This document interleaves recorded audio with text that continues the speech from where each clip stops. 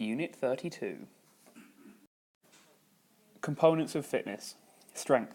The ability to carry out work against resistance and carrying heavy objects. Aerobic endurance, also known as stamina, is the ability to exercise continuously for extended periods. Muscular endurance is the ability of a muscle or group of muscles to sustain repeated contractions against a resistance for an extended period of time.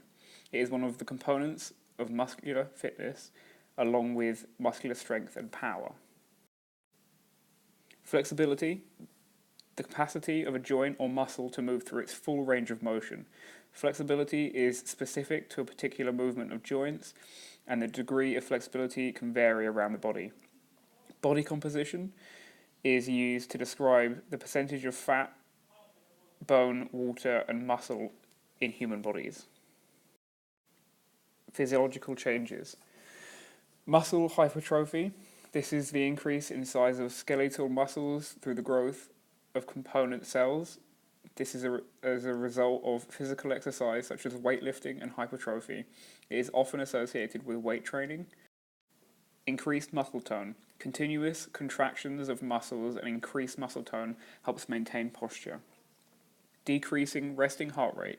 A lower heart rate means that your heart muscle has become stronger and is more effective at pumping blood around the body. Your heart is a muscle like any other and will become more effective the harder you work it, such as in exercise. Increased stroke volume. This is part of having a lower heart rate. A higher stroke volume means that each beat of the heart pumps a higher volume of blood around the body, meaning you need less pumps to satisfy the oxygen need of the body muscles. FIT principle. The FIT principle is a way of motivating yourself while exercising. It's a good way of organizing personal exercise. The FIT principle stands for frequency, intensity, time, and type. Frequency is the frequency or how often you undertake an exercise. Intensity is how hard the exercise you undertake is. Time is how long you spend on an exercise. And the type is what type of exercise you are doing and what area of your body you want to work on. The standard recommendations for losing weight using the FIT principle are a frequency of 5 to 6 times a week, an intensity of moderate exercise, and around 30 minutes per exercise, and cardio or weightlifting exercise as a type. PAR-Q. The PAR-Q, or Physical Readiness Questionnaire, is designed to determine if someone is able to participate in an exercise you are planning. The PAR-Q asks questions such as: have you had recent surgery? Are you pregnant? Do you have chest pain when performing physical exercise? If a participant answers yes to any of these questions, then they may be unable to participate in any activity and may have to see a doctor or to be checked. Every sports business or personal trainer should get their clients to answer a PAR-Q.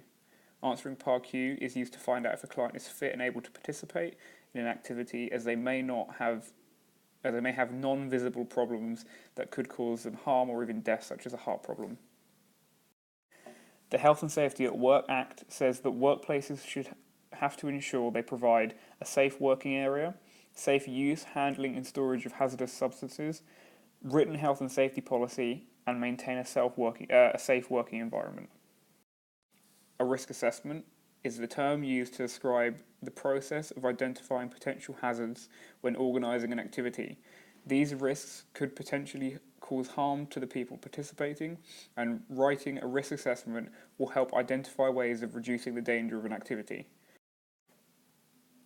A risk assessment reduces risk by having the organiser of an activity consider every risk and give a risk rating of the unmanaged risk. For example, falling and injuring yourself in rock climbing may receive a risk rating of high if it is unmanaged. This allows the organiser to consider how they can reduce the risk and give a new risk rating of the unmanaged risk.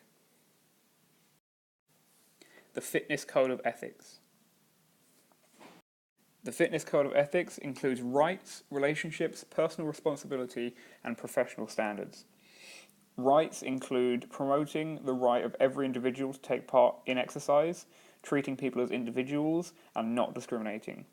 Relationships include mutual trust, honesty, and respect for everyone, appropriate physical contact with full consent, and personal responsibilities include demonstrating professional behaviour, projecting an image of health, cleanliness, and functional efficiency, and displaying high standards of language, manners, and punctuation. Professional standards include working towards attaining a high level of competence through qualifications and commitment to ongoing training that ensures safe and correct practices, and planning all of your sessions. How to minimise injury. Filling out a medical questionnaire, giving informed consent, checking training environment, ensure trainer is appropriately qualified, and check client before every session, and conduct a full warm-up and cool-down. All of these together will minimise injury and make exercise safe. A contraindication is anything that will prevent a person from exercising or will make the exercise unsafe for them. These include high blood pressure, high body fat, diabetes, high resting heart rate or low resting heart rate, lung disorders, blood thinners or blood medication, coronary heart disease, and joint conditions. If a client presents you with a contraindication, you should refer them to a doctor or get checked out before they participate in an activity. This can be done through a PAR-Q.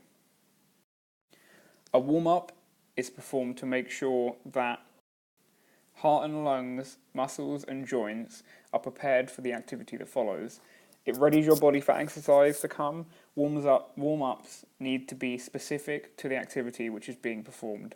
A warm-up involving general body movement of large muscle groups in a rhythmic, continuous manner, for example, cycling or running, for a weightlifting session, although this does not necessarily ready the correct parts of your body. Warming up helps raise your pulse, widen your blood vessels, and ready you for activity. These include a pulse raiser, joint mobility, and dynamic stretches. A pulse raiser includes activities like running or cycling. Your heart rate should be at or just below your exercising rate. Joint mobility for all joints such as shoulders or elbows.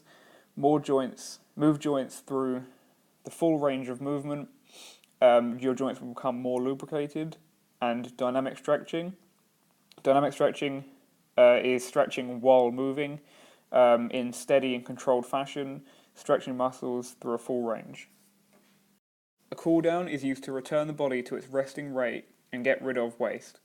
This means getting muscles back to their before exercise state and removing any acid buildups. Your heart rate should lower slowly and exercise should last about 5 minutes. Your heart rate should lower to about 100 beats per minute. Stretching can also prevent DOMS and bring muscles back to a normal length.